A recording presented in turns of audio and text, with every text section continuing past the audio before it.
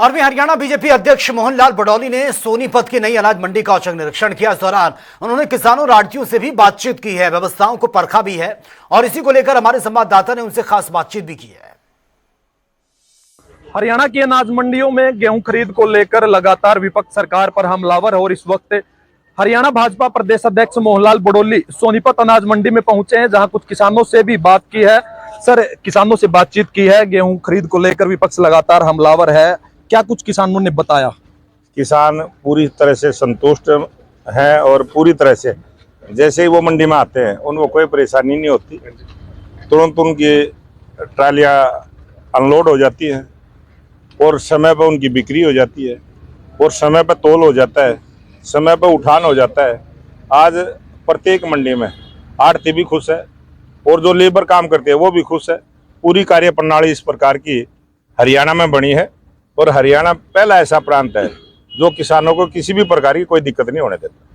निकाय चुनाव का बिगुल बज चुका है, लगातार विपक्ष भी जीत की दावा कर रहा है। आपकी बैठक हुई आज सोनीपत बीजेपी की सोनीपत कार्यालय में, क्या जीत का जो मंत्र है वो कार्यकर्ताओं को दिया गया? क्या रणनीति चुनाव को लेकर बनाई गई है? ये भारतीय जनता पार्टी की सरकार है और नॉन स्टॉप सरकार है, तीसरी बार की सरकार है और पहले ऐसे मुख्यमंत्री हैं जो रात को 2 बजे तक जाके काम करते हैं।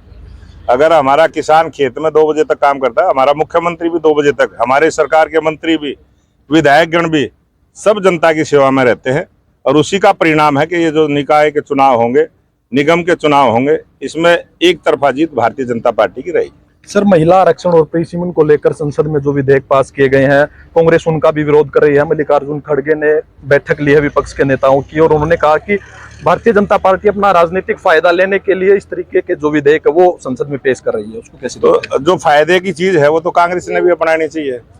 महिलाओं को फायदा होगा, वो सशक्त होंगी, उनको सम्मान मिलेगा। महिलाओं के सम्मान मिलने से कांग्रेस दुखी है, विपक्ष दुखी है। तो मैं तो परमपिता परमात्मा से निवेदन करूंगा कि कांग्रेस को सद्बुद्धि दे और इस जो नारी वंदन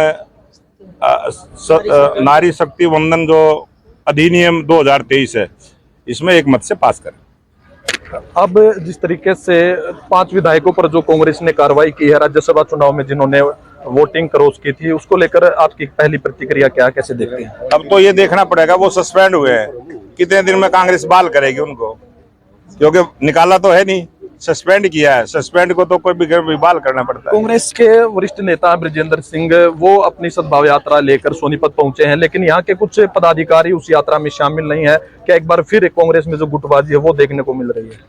नहीं, वो कांग्रेस पार्टी में कोई गुटबाजी नहीं है, वहां तो परिवारों की लड़ाई है, परिवारवाद की लड़ाई है।